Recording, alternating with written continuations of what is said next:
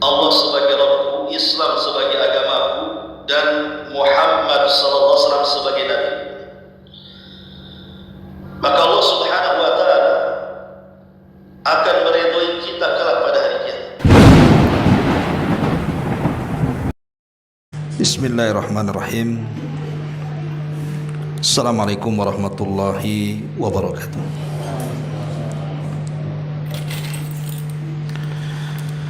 Alhamdulillah wassalatu wassalamu ala Rasulillah wa ala alihi wa sahbihi wa mawalah wa la hawla wa la quwwata illa billahi wa ba'du. Alhamdulillah, segala puja dan puji hanya milik Allah Subhanahu wa ta'ala. Salawat dan juga salam kita hadiahkan kepada Rasul kita Nabi besar Muhammad sallallahu alaihi wa ala alihi wasallam. Alhamdulillah, di malam hari ini kembali kita bisa duduk untuk bertalabul ilmi, dan kita masih mengambil beberapa faedah dari qasasul Quran, masih di dalam surah Al-Baqarah, di mana malam ini kita akan mengambil kisah tentang Baqaratu Bani Israel,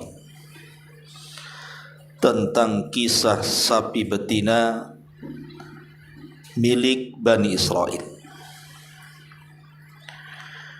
Dan itu disebutkan di dalam surah Al-Baqarah ayat 67 sampai 73. Kita baca ayatnya, baru kita terangkan kisahnya. Allah Subhanahu wa ta'ala berfirman, wa idh qala Musa liqaumihi innallaha ya'murukum an tadhbahu baqarah qalu atattakhiduna huzwa qala a'udzu billahi an akuna minal jahilin. Ingatlah ketika Musa berkata kepada kaumnya, Allah memerintahkan kalian agar menyembelih seekor sapi betina. Mereka bertanya, apakah engkau akan menjadikan kami sebagai ejekan? Maka Musa menjawab, aku berlindung kepada Allah agar tidak termasuk orang-orang jahil.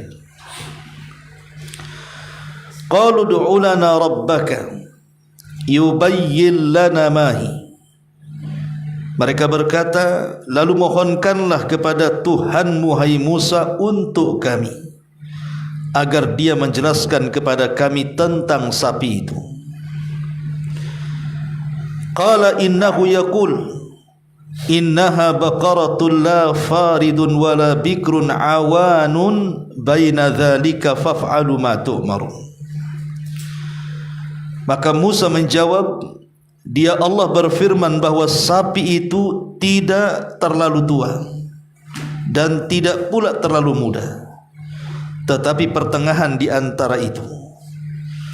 Maka kerjakanlah apa yang telah diperintahkan kepadamu. Qalu du'u lana rabbaka yubayyin lana ma launuha. Qala innahu yaqul innaha baqaratun safra'u faqi'ul launuha tasurrun nadhirin. Lalu mereka bertanya lagi, mohonkanlah kepada Tuhanmu ya Musa untuk kami, supaya dia menjelaskan kepada kami apa kira-kira warnanya. Maka Musa menjawab, dia Allah berfirman bahwa sapi itu adalah sapi yang berwarna kuning tua, yang menyenangkan orang-orang yang memandangnya. Qalu du'u lana rabbaka yubayyin lana mahi innal baqarata syabaha alaina wa inna insya'allahu lamuhtadun. Lalu mereka berkata lagi, mohonkanlah kepada Tuhanmu wahai Musa untuk kami agar dia menjelaskan kepada kami tentang sapi itu sejelas-jelasnya. karena sesungguhnya sapi itu belum jelas bagi kami, dan jika Allah menghendakinya niscaya kami dapat petunjuk. Qala innahu yaqul innaha baqaratun la dhalulun tuthirul arda wa la tasqil hartha musallamatul la syiyata fiha. Qalu al-an ji'ta bil haqq fadhabahuha wa ma kadu yaf'alun. Maka Musa menjawab, dia Allah berfirman bahwa sapi itu adalah sapi yang belum pernah dipakai untuk membajak tanah dan tidak pula untuk mengairi tanaman, sehat tanpa belang. Lalu mereka berkata, sekarang barulah engkau menerangkan hal yang sebenarnya wahai Musa. Lalu mereka menyembelihnya, dan hampir-hampir saja mereka tidak sanggup melaksanakan perintah Allah. Wa idh qultum nafsan fadhara'tum fiha wallahu mukhrijum ma kuntum taktumun faqulna dribuhu bi ba'diha kadzalika yuhyillahul mauta wa yuriikum ayatihi la'allakum ta'qilun. Ingatlah ketika kalian membunuh seseorang, lalu kalian saling tuduh tentang hal itu, akan tetapi Allah menyingkapkan apa yang selalu kami sembunyikan.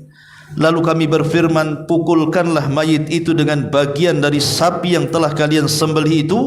Demikianlah Allah menghidupkan orang-orang yang telah mati, dan Dia memperlihatkan kepadamu tanda-tanda kekuasaannya agar kalian bisa mengerti. Ma'asyiral muslimin wal muslimat yang dimuliakan Allah Subhanahu wa taala.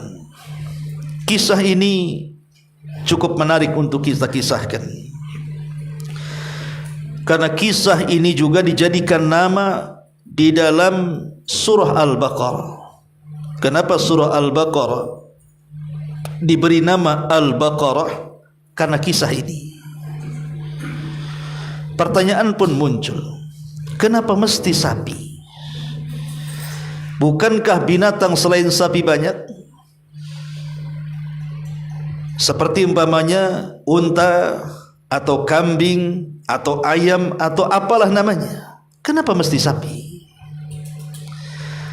Yang kedua, kenapa cara menyingkap pembunuhan Bani Israel yang disebutkan dalam ayat ini mesti dengan cara mencari binatang yang namanya sapi sebagai syarat penyingkapan pembunuhannya?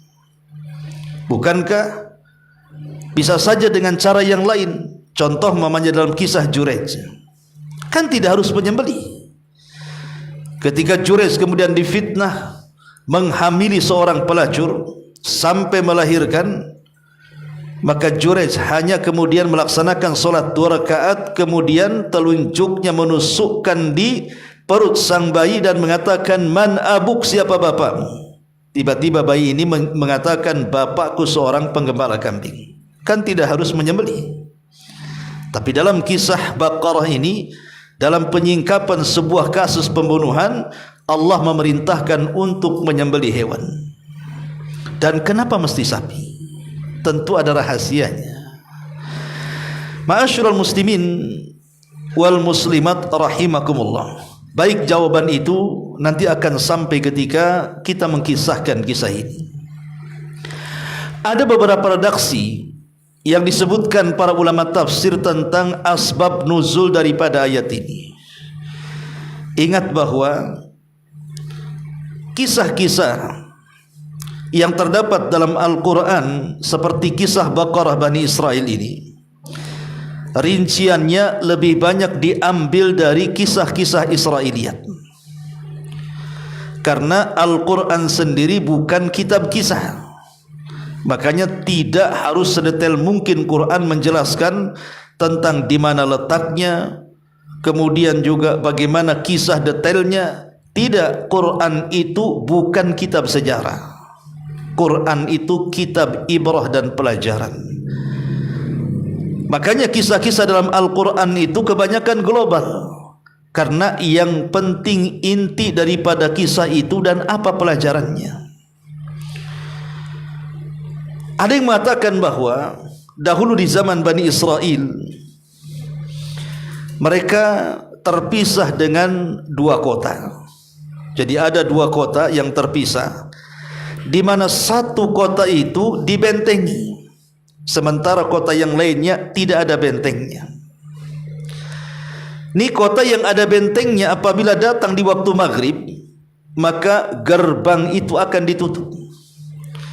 Kemudian di pagi hari sebelum gerbang itu dibuka, maka penduduknya akan melihat dulu dari celah-celah benteng, kira-kira apa yang terjadi di luar benteng itu. Kalau tidak terjadi apa-apa, baru kemudian dibuka benteng dan mereka bisa keluar masuk. Jadi dahulu di zaman Bani Israel, kota yang tidak terbenteng itu, ada orang kaya, seorang tajir, seorang pembisnis, peniaga, dia kaya raya. Tetapi Allah Subhanahu wa taala takdirkan dia tidak punya keturunan. Dia akim, seorang yang mandul. Tetapi dia mengangkat anak dari anak saudaranya, keponakannya diambil sebagai anak. Itulah yang kelak akan mewarisi hartanya. Tapi masalahnya, orang kaya ini Allah Subhanahu wa taala takdirkan tidak mati-mati sampai tua. Sementara keponakan yang mengharap harta warisannya tergesa-gesa. Dia ingin cepat mati ayah angkatnya yang kaya raya itu, supaya kalau dia mati maka dia akan mewarisi hartanya. Karena tergesa-gesa itulah akhirnya dia membunuh ayah angkatnya yang merupakan pamannya ini. Karena apa? Karena ingin segera mendapatkan warisannya. Padahal dalam Islam, man ista'jala qabla awani uqiba bihirmani. Siapapun yang tergesa-gesa sebelum waktunya, maka akan diharamkan segalanya. Seperti seorang anak membunuh ayahnya karena ingin mendapatkan warisannya. Kalau betul dia membunuh, maka warisannya haram selamanya, karena tergesa-gesa sebelum waktunya. Ini satu kisah. Kisah yang lain mengatakan bahwa keponakannya ini menaksir anak wanitanya. Tapi masalahnya, karena keponakan atau anak saudaranya itu miskin, bukan kaya, akhirnya ditolak, tidak mau menikahkan putri dengan keponakannya. Lah keponakannya marah. Disitulah dia bersumpah kepada Allah Azza wa Jal untuk membunuhnya, untuk mengambil warisnya, untuk mengambil diatnya dan menikahi putrinya. Akhirnya betul-betul dilaksanakan. Dibunuhlah pamannya, kemudian dilempar ke kota yang berbenteng tadi. Ini dua pendapat. Kisah yang ketiga, ada yang mengatakan bahwa kisah ini bermula dari seorang laki-laki yang kaya. Jadi ada orang yang kaya raya, punya anak 3, semua laki-laki, semua saudara kandung. Jadi orang kaya ini meninggal dunia. Akhirnya kemudian karena semuanya anak laki-laki, maka harta itu dibagi rata. Lah anak yang pertama, hartanya kemudian diinvestasikan semuanya, sehingga lambat laun dia menjadi kaya raya dan dia dianugerahi oleh Allah anak perempuan yang cantik. Anak yang kedua, dia infakkan separuh hartanya dan separuhnya diinvestasikan, akhirnya berkembang dan dia punya anak laki-laki. Kemudian yang ketiga, anak yang paling bungsu, seluruh hartanya yang merupakan warisan dari orang tuanya diinfakkan semuanya, dan dia dianugerahi anak laki-laki juga. Akhirnya kemudian qadar Allah, yang nomor 2 dan yang nomor 3 ini ayahnya meninggal dunia, sehingga mereka menjadi anak-anak yatim. Tetapi anak kedua masih punya harta, karena ketika mendapatkan warisan dari kakeknya, ayahnya ini menginfakkan separuhnya dan mengembangkan separuhnya. Jadi masih kaya lah, tapi tidak sekaya dengan anak pertama, karena sama sekali tidak diinfakkan, diinvestasikan semuanya, akhirnya berkembang hartanya. Sementara yang ketiga miskin, karena memang harta warisan ayahnya diinfakkan semuanya dan memiliki orang tua yang saleh, dan anak ini sangat birrul walidain. Akhirnya masing-masing ibu ini, baik yang nomor 2 ataupun yang nomor 3, menginginkan anaknya menikah dengan sepupunya yang kaya itu, anak dari pamannya yang kaya ini. Pertama anak yatim yang miskin yang nomor 3 datang kepada pamannya, melamar putrinya, tapi karena miskin ditolaknya. Kemudian anak yang kedua, ya lumayan ada harta, kemudian melamar anak putrinya, karena dilihatnya ada harta, akhirnya kemudian diizinkannya. Menikahlah putrinya dengan sepupunya yang kedua. Begitulah harta, ikhwan. Makanya kata Imam Syafi'i rahimahullahu ta'ala, ra'aitun nas qad madu ala man indahu malun. Kau lihat bagaimana manusia itu mereka tertuju kepada orang yang punya harta. Tetapi apa yang terjadi? Kalau seandainya manusia itu tidak memiliki harta, maka justru manusia itu akan berpaling dari dia. Ra'aitun nas qad malu ala man indahu malun wa ma la indahu malun fan nasu anhu qad malu. Kata Imam Syafi'i, manusia cenderung melihat orang yang punya harta, mereka pun tertuju dan bertumplak kepadanya. Tapi kepada orang yang tidak punya harta, maka manusia akan berpaling darinya. Makanya kemudian anak orang kaya ini tidak memilih sepupu yang ketiga yang miskin, walaupun dia anak soleh. Justru dia memilih sepupu yang kedua, karena masih ada harta masalahnya. Menikahlah akhirnya anak perempuan ini dengan anak saudara yang kedua tadi. Setelah lama menikah, akhirnya kemudian suaminya ini berangan-angan supaya ayahnya cepat mati.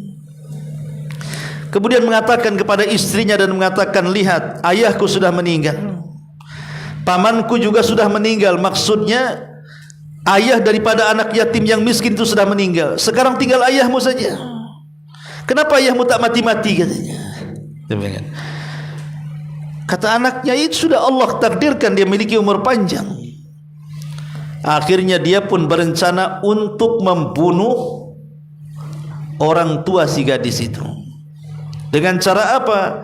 Dengan cara membohongi bahwa akan datang sebuah kafilah dagang. Ini kesempatan untuk mengambil barang.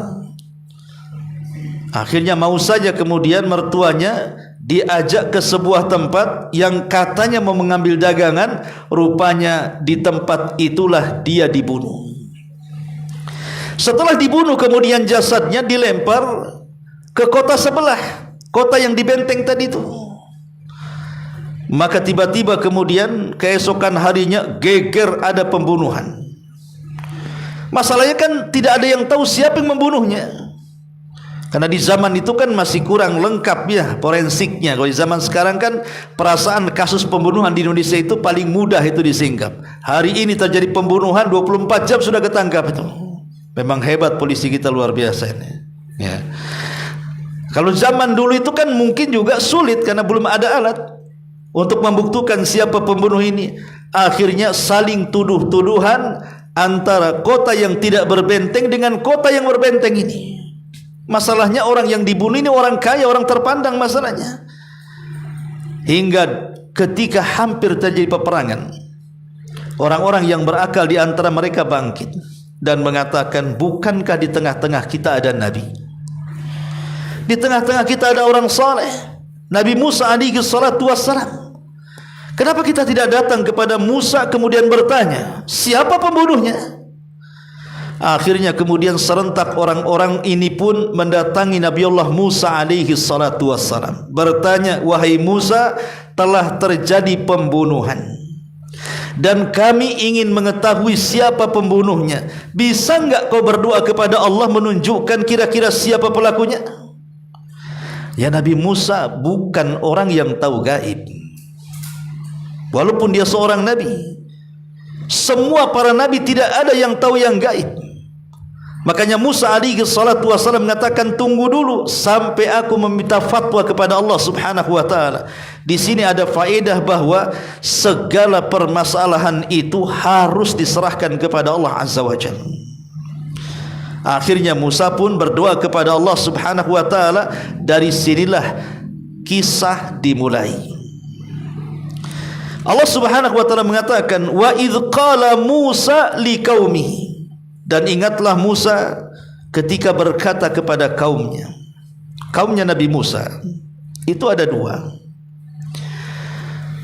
Pertama, karena Nabi Musa itu kan diutus oleh Allah Subhanahu wa taala di mana? Di negeri Mesir. Kaum yang pertama, kaum yang melahirkan dirinya, Bani Israel. Dan kaum yang kedua adalah kaum Kibti, kaum dari ayah angkatnya Fir'aun. Dua-duanya kaumnya Nabi Musa alaihi salatu wassalam. Tapi dalam konteks ayat ini maksudnya adalah Bani Israel, karena peristiwanya setelah Musa meninggalkan Mesir. Dan kita tahu bahwa kaumnya Nabi Musa saat di Mesir, khususnya kaum Kibti, mereka sangat gandrung dengan berhala patung-patung sapi. Jadi mereka sangat memuliakan patung sapi. Jadi binatang yang namanya sapi itu sangat dimuliakan di Mesir. Saya pikir orang yang memuliakan sapi itu hanya ada di Mesir, zaman Mesir kuno, di zaman Nabi Musa. Rupanya sampai hari ini kan ada juga kan orang-orang yang memuliakan dan mengagungkan sapi itu. Saya pernah lihat di YouTube di India itu, ada sapi masuk pasar, makan kangkung, makan bayam, makan apa-apa. Itu dibiarkan oleh pedagangnya, nggak diusir. Coba kalau sapi di sini masuk pasar induk, wah digebukin oleh pedagang kan begitu ya. Karena di sana sapi itu sangat dimuliakan dan dianggap Tuhan. Makanya sebagian mereka tidak berani orang memakan daging sapi. Lah begitulah Mesir di zaman kuno tuh. Makanya lihat patung-patung yang ada di Mesir itu kan banyak patung-patung kepala sapi itu. Karena itu bekas Tuhannya orang-orang Kibti, kaumnya Fir'aun di zaman Nabi Musa. Lah Bani Israel yang sudah lama bercampur dengan kaum Kibti di Mesir ikut-ikutan. Akhirnya mereka pun banyak yang menyembah berhala sapi. Makanya kita lihat kisah Samiri. Apa yang dibuat oleh Samiri? Patung anak sapi. Ya. Kemudian ketika Bani Israel baru saja diseberangkan, kemudian melihat sebuah perkampungan di mana perkampungan itu menyembah patung anak sapi. Apa kata Bani Israel kepada Musa? Ij'al lana ilahan kama lahum alihah. Ya Musa, jadikan kami Tuhan seperti Tuhan-Tuhan orang itu. Maksudnya patung-patung sapi itu. Maka Musa pun marah, kemudian mengatakan, Allahu Akbar, sungguh Allah Maha Besar. Innakum qaumun tajhalun, kalian kaum yang jahil. Sudah diberikan hidayah, mau jatuh kepada kesyirikan kembali. Jadi itulah kenapa Allah Subhanahu wa taala memerintahkan Nabi Musa alaihi salatu wasallam untuk menyembelih sapi, supaya ketergantungan mereka kepada sapi yang dulu pernah ada di hati-hati mereka selama mereka di Mesir itu bisa luntur, bahwa sapi itu bukan Tuhan. Makanya dihinakan dengan cara disembelih. Itulah kenapa kemudian dipilihnya sapi, untuk menghilangkan di hati-hati Bani Israel penyembahan mereka kepada sapi, dan hanya memalingkan peribadatan kepada Allah Subhanahu wa taala dengan cara nurut dengan perintah yang Allah perintahkan kepada mereka.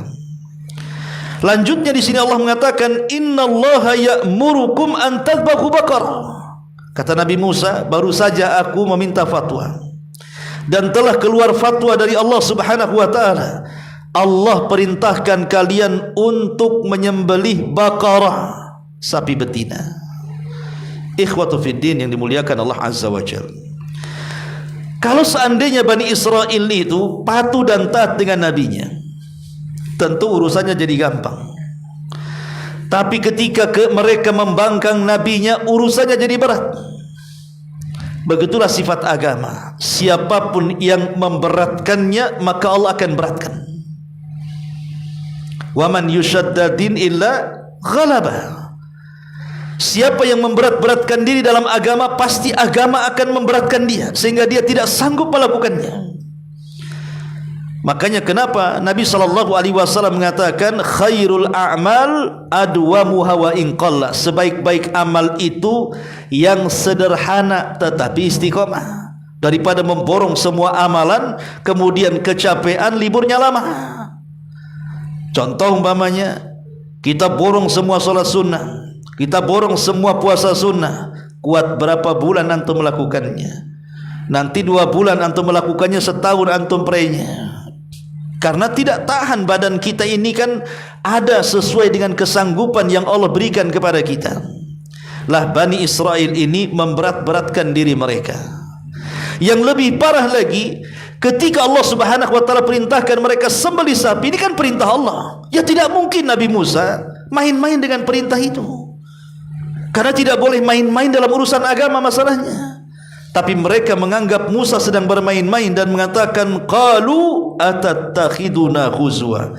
Musa, apakah engkau akan membuat ejekan bagi kami? Kami datang tanya siapa pembunuh orang yang mati, kau pula perintahkan kami menyembelih sapi. Apa hubungan sapi dengan pembunuh, katanya. Ini mereka sudah menentang nabinya, dan itu ciri watak orang Yahudi, ikhwan. Mereka senantiasa menentang nabinya, mendustakan nabinya, bahkan sampai membunuh nabinya. Lihat bagaimana wataknya Bani Israel, menentang nabinya. Makanya Islam sangat melarang, tidak boleh kita menentang Nabi SAW. Makanya Allah berfirman, wa man yushakikir rasula min ba'di ma tabayyana lahul huda wa yattabi ghaira sabilil mu'minin nuwallihi ma tawalla wa nuslihi jahannam wa sa'at masira. Siapapun yang membangkang akan perintah Rasulnya setelah datang kebenaran yang tegas kepadanya, kami akan palingkan kemana mereka mau berpaling, dan kami akan letakkan mereka dalam jahanam, dan jahanam seburuk-buruk tempat bagi dia.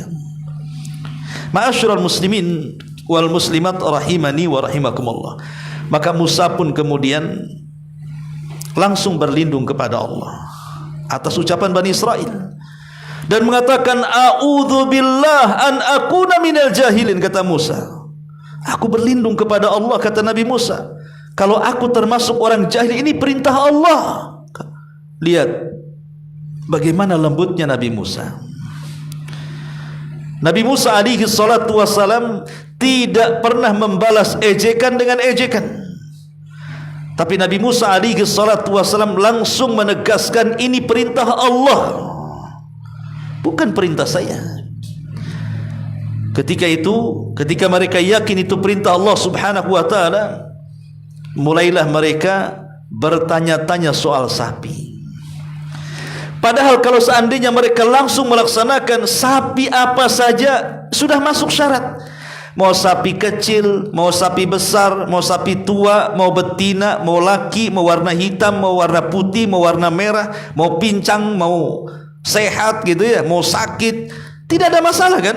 Karena yang jelas sapi, bukan kambing, bukan unta sebenarnya. Tapi mereka hendak memberat-beratkan diri, Allah beratkan kepada mereka.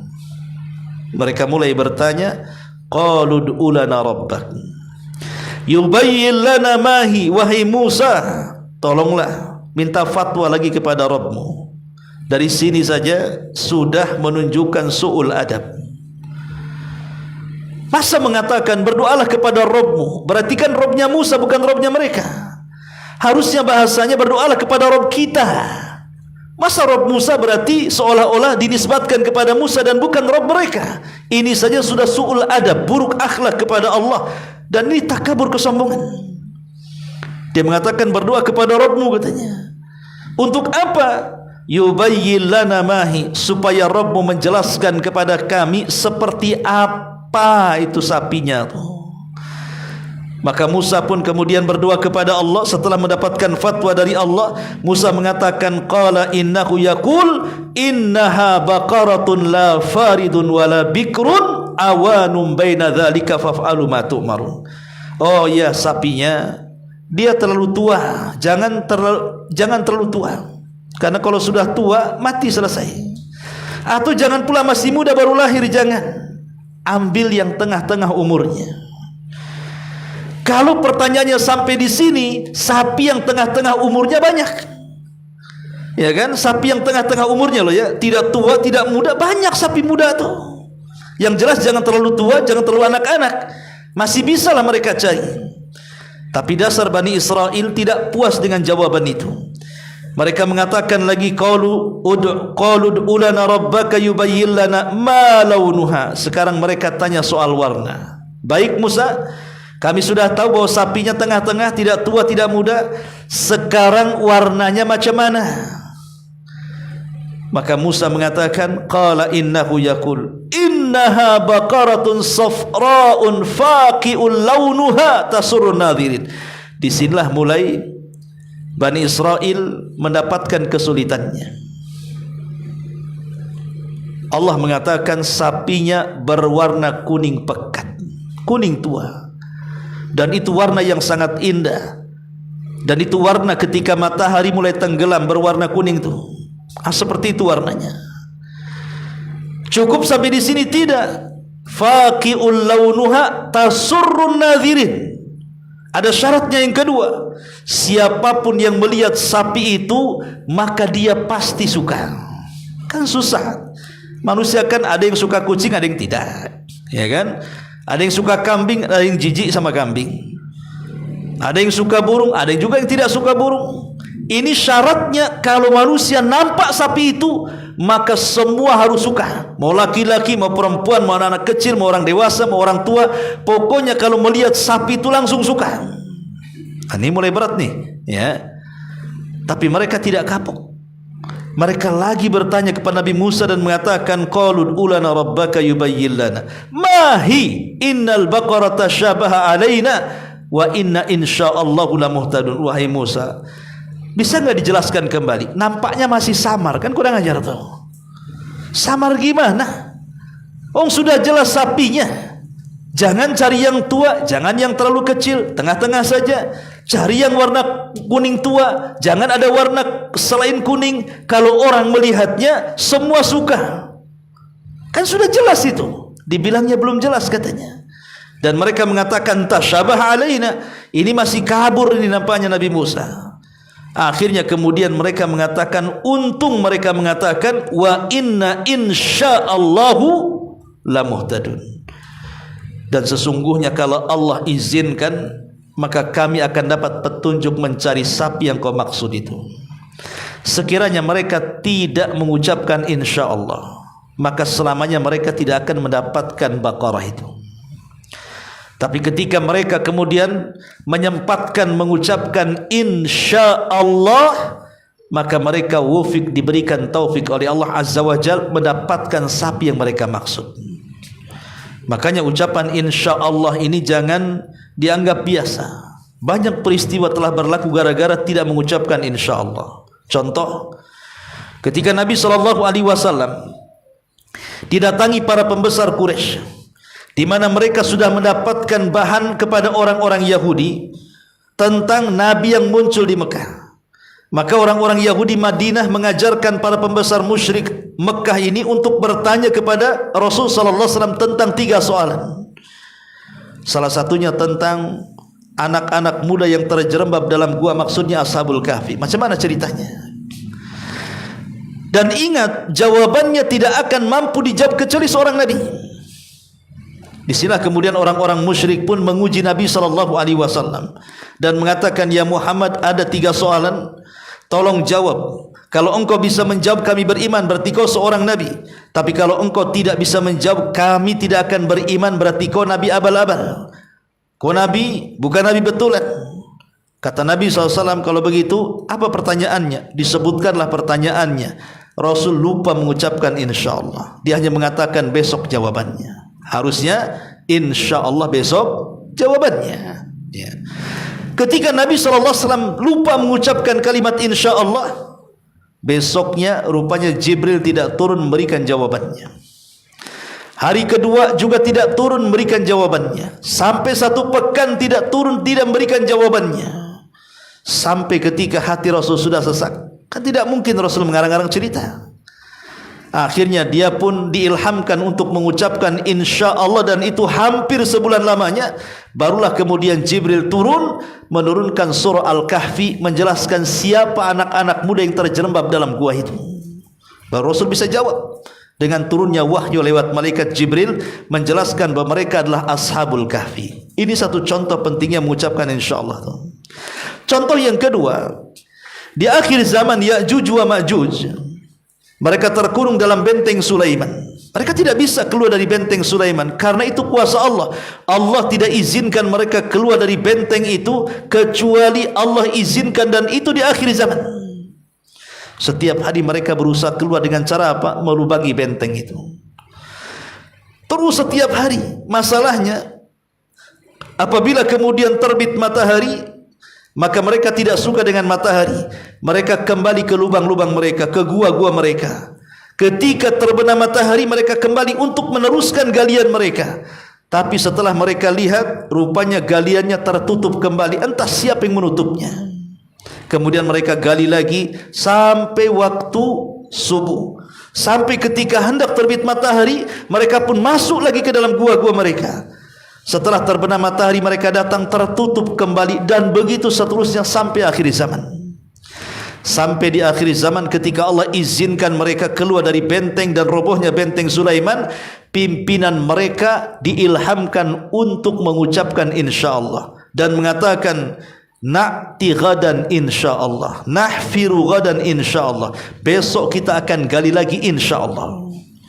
Ketika pemimpin mereka diilhamkan untuk mengucapkan insya Allah, maka mereka pun keesokannya menggali lubang, dan kemudian keesokannya lagi rupanya lubang itu tidak tertutup kembali, sehingga mereka terus menggali sampai berhasil melewati benteng yang dibangun Dzulqarnain, dan mereka pun bisa keluar seperti air yang berada di ketinggian saking banyaknya tuh. Lihat, insya Allah.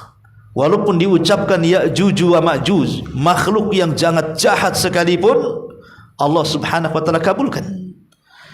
Makanya jangan memastikan sesuatu, katakan insyaAllah. Bisa datang akhi, insyaAllah tak datang. Kalau tak datang tak apa insyaAllah, datang insyaAllah gitu. Kalau tak datang enggak usah lah kan gitu. Tak datang, niatnya pun tak datang kan. Karena yang namanya kalau tidak mengucapkan insyaallah, iya niatnya sudah bagus mau datang. Yang namanya penghalang itu ada saja. Tiba-tiba kaki asam urat, tiba-tiba kemudian jatuh atau tertabrak, atau ada tamu, atau ada apa saja yang bisa menghalangi janji-janji orang itu. Makanya penting mengucapkan kalimat insyaallah. Lah setelah kemudian Bani Israel mengucapkan insyaallah, apa yang terjadi? Nabi Musa alaihi salatu wassalam menjelaskan lagi pertanyaan terakhir, qala innahu yaqul innaha baqaratun la dzalul tuthirul arda wa la tasqil hartha musallamatul la syi'a fiha qalul an ji'ta bil haqq fadhabahuha wa ma kadu yaf'alun. Mereka berkata, atau Allah subhanahu wa ta'ala kemudian menjawab, sapi itu belum pernah dipakai. Artinya sapi itu memang masih perawan, belum pernah dipekerjakan, belum pernah dibajak, tidak ada cacat, betul-betul sehat gitu ya, tidak ada belang, kuning, pekat dan begitu seterusnya. Dan rupanya sapi itu di Bani Israel cuma satu yang punya. Siapa yang punya sapi ini? Yang punya sapi itu adalah, kembali ke kisah awal. Ke kisah awal, 3 saudara ini kan punya anak 3 laki-laki. Lah yang terakhir itu ayahnya, si bungsu ini ayahnya orang soleh, sangat soleh sekali. Makanya kesolehannya menjadikan dia infakkan semua warisannya di jalan Allah. Dan dia tidak mewariskan kepada putranya kecuali 1, sapi. Nah, itu kisahnya. Jadi hanya sapilah warisannya.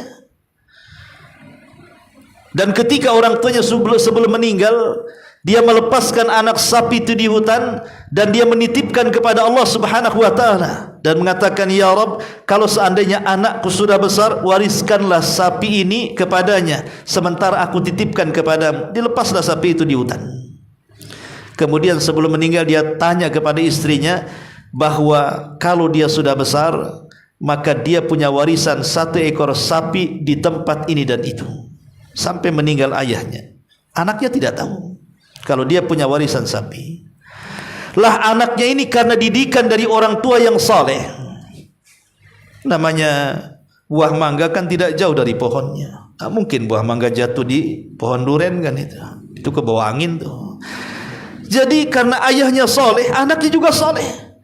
Dia sangat berbakti kepada orang tuanya karena tinggal satu-satunya ibunya.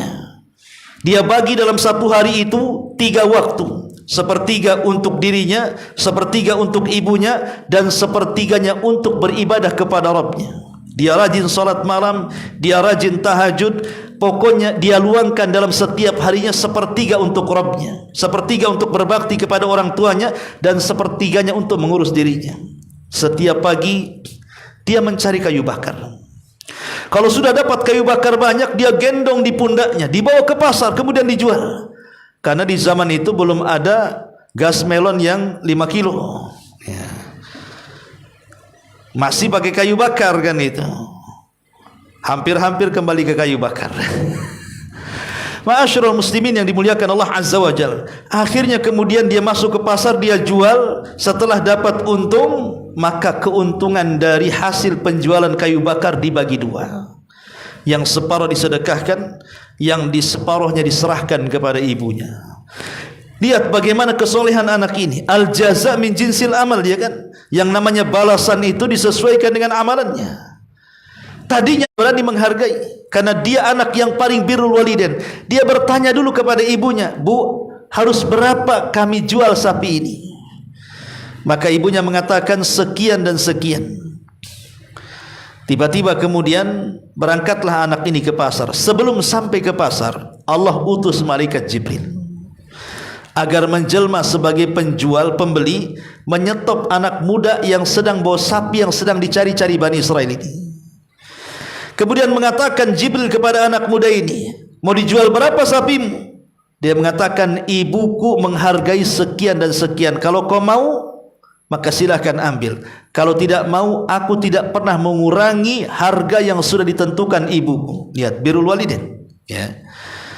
Akhirnya kemudian Jibril yang berbentuk manusia menawar jauh lebih tinggi dibandingkan jualannya.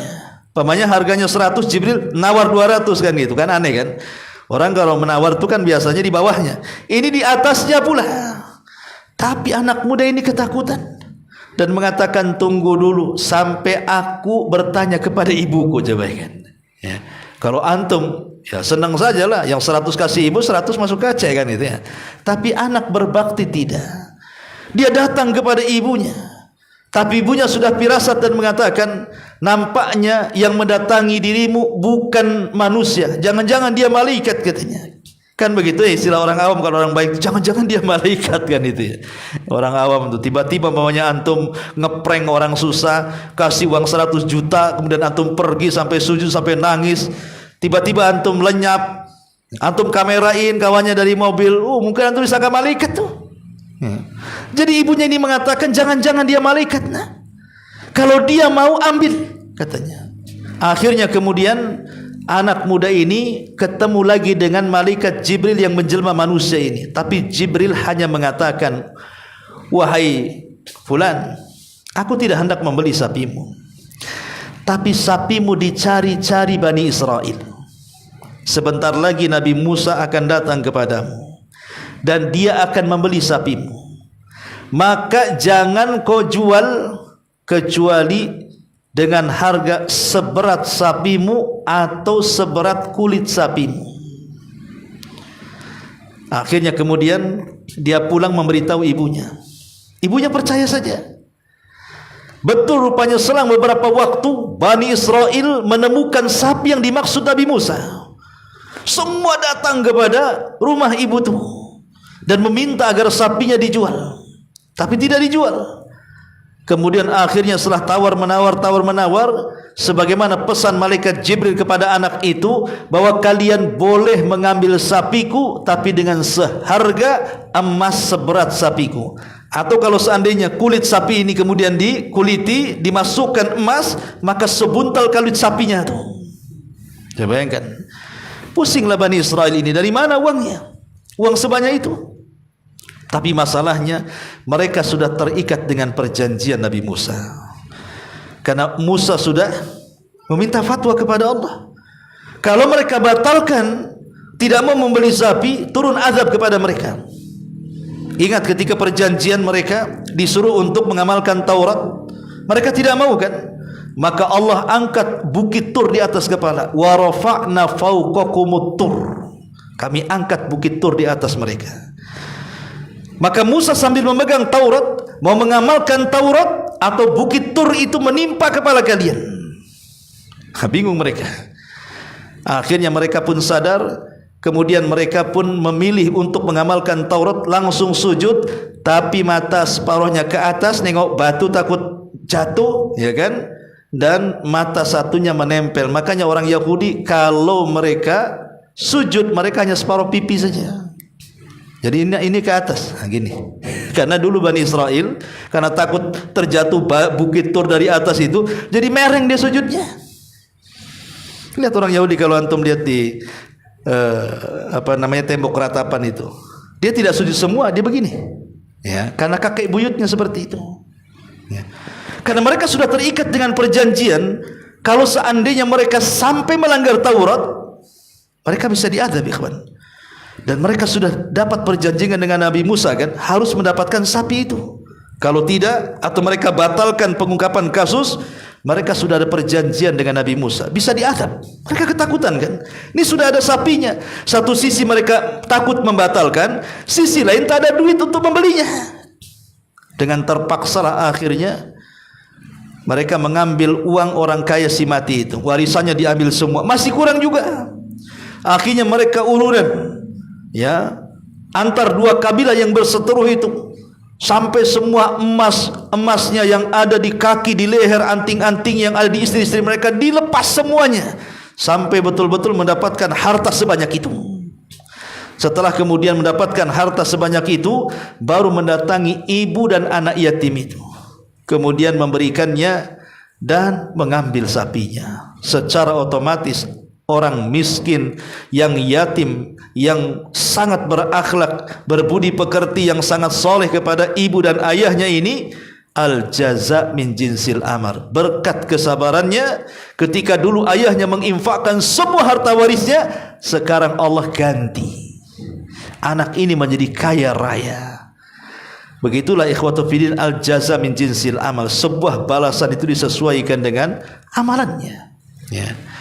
Ma'asyiral muslimin wal muslimat rahimakumullah. Akhirnya kemudian sapi ini dibawa ke tengah-tengah Bani Israel, disaksikan oleh semua Bani Israel, dan Musa ada di situ.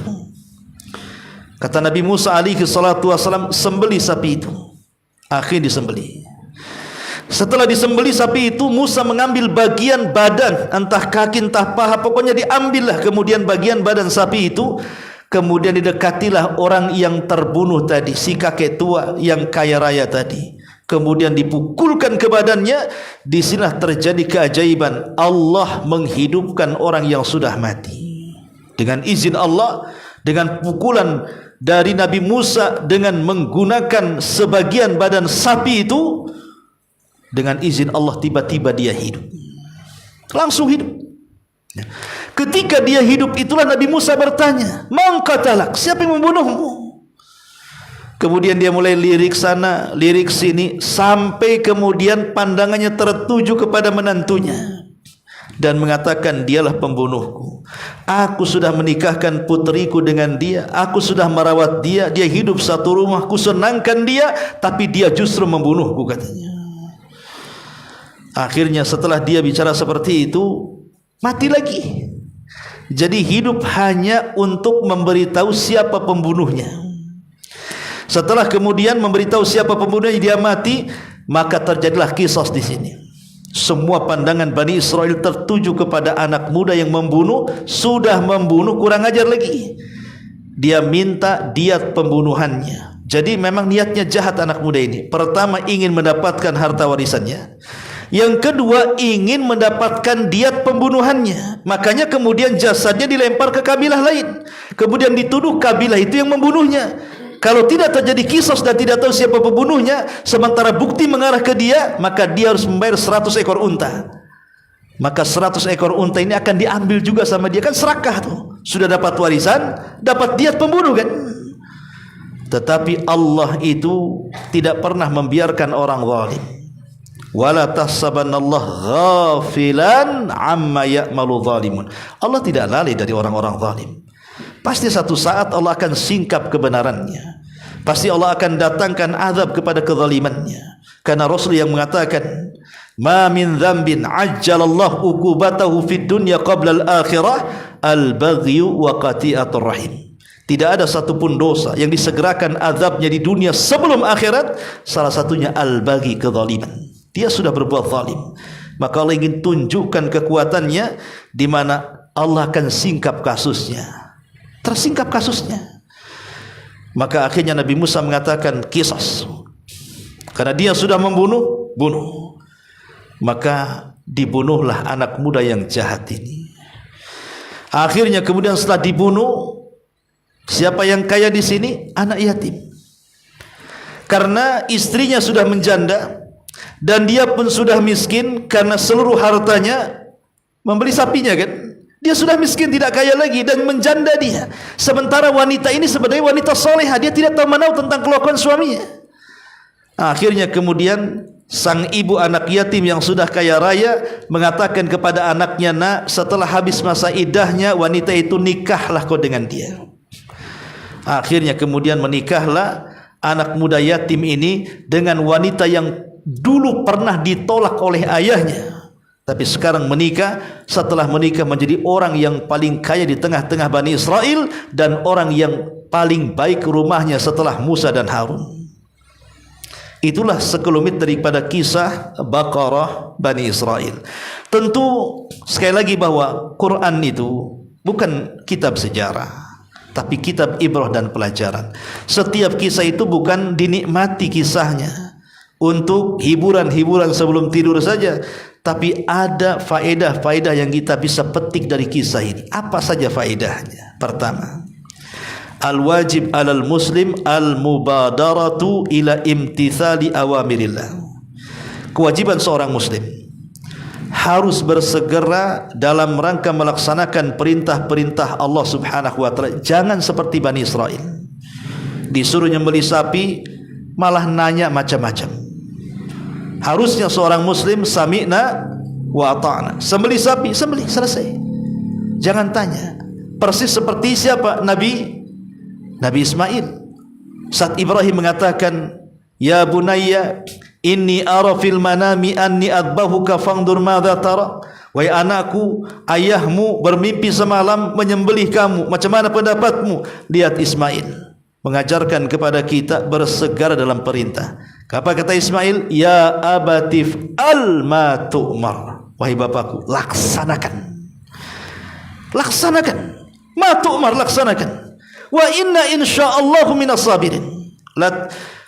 Ya abatif al ma tu'mar satajiduni insyaallahu minas sabirin. Dan engkau akan mendapati jika diriku atas kehendak Allah termasuk anak yang sabar. Lihat, contoh Ismail tidak berfikir macam-macam. Kalau antum di posisi Ismail kan tentu akan mengatakan pertimbangkanlah kan itu. Saya ini masih muda, bagus ayah saya yang disembelih kan udah tua kan itu. Kan itu. Ya. Tapi kan kita ini tidak seperti itu. Mungkin itu syariatnya orang dulu. Tapi yang jelas bahwa di sini kewajiban kita adalah melaksanakan perintah Allah dengan segera. Jangan seperti Bani Israel.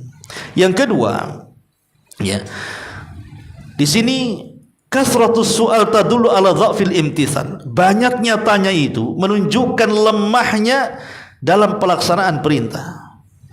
Karena kan Bani Israel banyak tanya kan, macam mana sapinya, macam mana warnanya, tua kah muda, sudah dipergunakan untuk mengangkut air di sawah atau tidak gitu ya. Kan banyak tanya. Banyak tanya itu menunjukkan lemahnya mereka di dalam melaksanakan perintah. Dan di sini juga ada faedah bahwa tercelanya pertanyaan yang sifatnya ta'annud. Tidak boleh seseorang itu bertanya dalam rangka ta'annud, memberat-beratkan dirinya. Seperti Bani Israel bertanya soal sesuatu yang jelas, kok malah makin kabur dan tidak jelas. Itu namanya pertanyaan ta'annud kan, memberat-beratkan diri. Maka jangan ta'annud dalam bertanya soal agama itu. Seperti, Ustaz saya mau tanya, ya mungkin gak seorang laki-laki haid? Kan gila kalau bertanya seperti itu. Ya tidak mungkin lah jawabannya. Kenapa ditanya? Perkara jelas itu tidak perlu ditanya. Lah itu sama dengan Bani Israel. Ini sapi sudah jelas, malah makin tidak jelas jadinya kan. Akhirnya sulit sendiri kan itu. Lah itu pertanyaan ta'annud. Tidak boleh seseorang itu bertanya seperti itu, karena itu seperti Bani Israel. Kemudian juga pertanyaan kata-kata ketika Nabi Musa alaihi salatu wassalam mengatakan sembelihlah sapi. Mereka mengatakan apa? Atattakhiduna huzwa. Kemudian Allah katakan, qala a'udzu billahi an akuna minal jahilin. Kata ulama, dalilun ala man'il istihza bid-dini. Di sini ada larangan tidak boleh mengolok-olok soal agama. Enggak boleh mengolok-olok agama. Karena mengolok-olok agama itu bisa keluar dari Islam. Di zaman Nabi, ketika Rasul pulang dari Tabuk, ada sekelompok orang-orang munafik berkumpul di pojok, sementara Rasul dan para sahabat berada di pojok yang lainnya. Itulah namanya arwah junudun mujannadah itu. Arwah itu ya bersatu dengan kelompoknya. Kalau dia munafik, enggak akan kerasan dia duduk bersama orang beriman. Pasti bersama orang munafik lagi kan begitu. Kayak antum yang sudah ngaji lah, duduk dengan orang yang sedang main judi, kan antum gatal juga pengen pindah dari situ ya. Karena ruh itu akan berkelompok dengan yang seakidah dengan dia. Jadi orang-orang munafik ini mengejek Rasul dan para qurra, pakar-pakar Quran, dan mengatakan ma ra'aina, katanya, kami tidak pernah melihat seperti mereka. Maksudnya ditunjukkan kepada para pakar Quran dan Nabi SAW. Ma ra'aina, kami tidak pernah melihat, katanya. Apa yang mereka katakan? Kami tidak pernah melihat manusia yang paling rakus perutnya, yang paling dusta lisannya, yang paling pengecut saat berjumpa dengan lawannya, kecuali mereka, katanya. Kurang ajar tuh ngomong begitu. Disyaratkan kepada Rasul dan para qurra. Jibril datang ngasih tahu ucapan orang-orang munafik. Di situ juga ada sahabat yang mendengarkannya dan hendak melaporkan kepada Rasul, tapi Jibril lebih dulu. Maka Rasul SAW bangkit, kemudian dengan muka yang marah naik ke atas untanya. Orang-orang munafik ini nampaknya mereka sudah tahu, Nabi sudah tahu nih, mengejar Nabi SAW sambil memegang pelananya dan mengatakan, wahai Rasul, kami tidak bermaksud kecuali hanya sendau gurau saja. Kami tidak bermaksud hanya main-main saja, menghilangkan kepenatan. Yang namanya Tabuk dengan Madinah jauh, ya wajarlah kami bergurau, katanya. Tapi tidak dalam urusan agama. Turun ayat, Qul abillahi wa ayatihi wa rasulihi kuntum tastahzi'un la ta'tadiru qad kafartum ba'da imanikum. Apakah dengan Allah, dengan Rasulnya, dengan ayat-ayatnya kalian olok-olokan? Tidak ada udzur bagi kalian. Kalian sudah kufur setelah keimanan kalian. Maka istihza dalam agama itu terlarang, karena itu bisa mengeluarkan kita dari Islam ya. Ma'asyiral muslimin wal muslimat rahimakumullah. Termasuk di antara faedah dari kisah Baqarah Bani Israel ya. Di sini at-tabatu fi tanfid tabi'atul yahud wal munafikin. Orang yang melambat-lambat menjalankan perintah adalah tabiat orang-orang Yahudi dan tabiatnya orang-orang munafik. Karena orang munafik itu kalau diperintahkan tidak langsung dikerjakan, mereka diulur-ulur waktu seperti sholat. Di mana Allah Subhanahu wa taala mengatakan, wa idza qamu ila sholati qamu kusala. Apabila orang-orang munafik itu mereka tegak berdiri salat, maka mereka berdiri dengan cara yang malas, sehingga mereka suka mengakhir-akhirkan waktu dan tidak langsung mengerjakannya. Nah, maka mengakhir-akhirkan perintah itu bagian daripada watak orang Yahudi dan wataknya orang-orang munafik. Ya. Ma'asyiral muslimin yang dimuliakan Allah Azza wa Jalla, termasuk ahamiyatul istithna, pentingnya mengucapkan al-istithna, ucapan insyaallah. Semua ini terjadi karena kehendak Allah, ikhwan. Terkadang kita sudah berkehendak, Allah tidak berkehendak, tidak mungkin terjadi. Allah berkehendak, kita pula tak berkehendak, terjadi pula. Karena semua atas kehendak Allah. Manusia tidak akan berkehendak. Ya. Ini juga insyaallah ini penting ucapan itu, karena dikhawatirkan tadi kalau seandainya apa yang sudah kita niatkan rupanya tidak terjadi karena Allah belum berkehendak. Ya. Kemudian juga di antara faedah daripada kisah ini, tidak boleh la yajuz al-mizah wal haz'u inda tablighi ahkamillahi azza wajalla. Tidak boleh kita ini bermain-main, sendau gurau, tertawa-tertawa ketika menyampaikan hukum-hukum Allah Subhanahu wa taala. Makanya kita sayangkan kadang-kadang ada seorang khatib itu mulai dari awal ceramah sampai akhir ketawa saja. Ketika pulang dapat apa? Dapat ketawa katanya. Bukan dapat ilmu. Macam mana pengajiannya? Lucu, dapat lucunya dia. Harusnya kan pulang dapat ilmu ini, dapat ilmu itu, kan begitu. Anda dapat apa? Dapat lucu, dapat tertawa, kan itu. Kalau bisa diundang lagi, suka aku katanya. Nah, ini kadang-kadang padahal tidak boleh seperti itu. Lihat Nabi Musa, a'udzubillahi an akuna minal jahilin. Kalau aku ini main-main, sama aja aku jahil dengan kalian, kan itu. Aku ini nabi, Allah yang perintahkan, ya. Kemudian juga marji'un nas inda hudutsil istikalat ilal anbiya wa warasatihim al ulama. Tempat kembali manusia dalam segala hal ketika kita mendapatkan kesulitan, maka para nabi. Tapi para nabi sudah tidak ada. Berarti kembali kepada para pewarisnya. Siapa? Para ulama. Kan orang-orang ini hampir perang nih, gara-gara terjadi pembunuhan kan. Tapi orang-orang berakal mereka melerai dan mengatakan, bukankah di tengah-tengah kami ada Nabi Musa? Kenapa kita tidak bertanya kepada mereka? Di sini faedahnya bahwa segala masalah yang kita hadapi, kesulitan-kesulitan yang dihadapi, maka kembalikan kepada para nabi. Kalau tidak ada, kepada para pewarisnya. Karena merekalah yang bisa menyelesaikan masalah. Fas'alu ahla dzikri in kuntum la ta'lamun. Tanya kepada orang alim, pakarnya.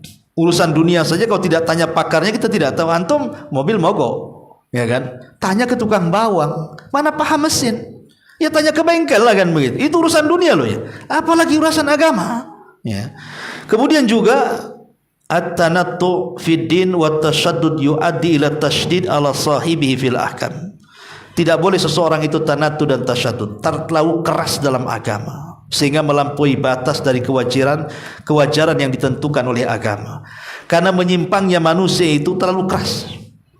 Akhirnya mereka melampaui batas dari batasan-batasan yang sudah Allah dan Rasulnya batasi, mereka lampaui karena terlampau tanatu tadi. Seperti Bani Israel disuruh menyembelih sapi, kalau sampai di sini selesai, dia mau lebih, tanya warna, tanya ini, tanya itu. Akhirnya Allah persulit lagi dalam melaksanakannya. Kemudian juga istikbar Bani Israel.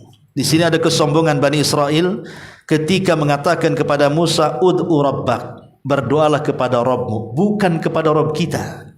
Ini kan sombong, ya, sombong. Itu kan Rabb kita semuanya, tapi dinisbatkan kepada Nabi Musa, seolah-olah mereka mengejek Nabi Musa. Berdoalah kepada Tuhanmu, katanya. Padahal itu Tuhan kita. Nah, ini tidak boleh. Sifat sombong itu al-jaza min jinsil amal, karena sifat kesombongannya akhirnya mereka pun hampir-hampir tidak bisa melaksanakannya. Kemudian juga di antara faedah daripada kisah ini juga bahwa ad-din alladhi yukallifullahu bihi ibadahu yusrun, agama yang ditaklifkan kepada hamba-hambanya pada hakikatnya mudah. Coba Bani Israel, kata Nabi Musa, sembelih sapi, cari sapi langsung disembelih, kan mudah sebenarnya kan. Tapi mereka yang mempersulit. Agama ini mudah, tidak ada yang sulit. Antum tidak bisa sholat berdiri duduk, tidak bisa sholat duduk baring, tidak bisa sholat baring dengan isyarat, tidak bisa dengan isyarat dengan lamunan, tidak bisa dengan lamunan, sholatkan dah mati itu. Ya. Kan dalam Islam ini kan ada sifatnya keringanan itu dihabiskan secara total, seperti orang naik haji tidak sanggup, ya gugur kewajiban secara keseluruhan. Ada juga yang kemudian dikurangi dari 4 rakaat jadi 2 rakaat, dikosor namanya kan. Ada juga diganti, enggak ada air ya tayamum. Itu semua keringanan. Agama Islam itu tidak mengajarkan kesulitan. Yuridullahu bikumul yusra wala yuridu bikumul usra. Allah tidak menghendaki kalian sulit, justru Allah menghendaki kalian mudah. Contoh pamannya orang yang mati, antum orang Padang, orang Jawa, orang Medan, mati pula di Batam. Ya, tinggal tanam di Batam, apa salahnya? Kenapa sibuk harus dibawa ke tanah kelahirannya? Nabi itu orang Mekah, mati di Madinah, tidak dibawa ke Mekah, dikubur juga di Madinah kan. Ini semua kaedah bahwa Islam itu agama yang mudah, itu maksudnya. Nah, ini juga diantara faedahnya. Dan yang terakhir tentunya faedahnya juga tentang pentingnya taslim, ya, tentang pentingnya kita taslim, menerima apapun yang difirmankan Allah, apapun yang disabdakan Rasulullah. Maka kita seorang muslim, sebagaimana Allah Subhanahu wa taala berfirman, "Idza du ilallahi wa rasuli liyahkuma bainahum an yaqulu sami'na wa ata'na." Dengar, taat, itulah kata kunci seorang muslim kalau datang perintah dan datang larangan. Wallahu a'lam bishawab. Mudah-mudahan kisah Baqarah Bani Israel menginspirasi kita dan mengambil ibrah dan pelajaran. Subhanaka bihamdika asyhadu an la ilaha illa anta astaghfiruka wa atubu ilaik. Allahu taala alam. Assalamualaikum warahmatullahi wabarakatuh.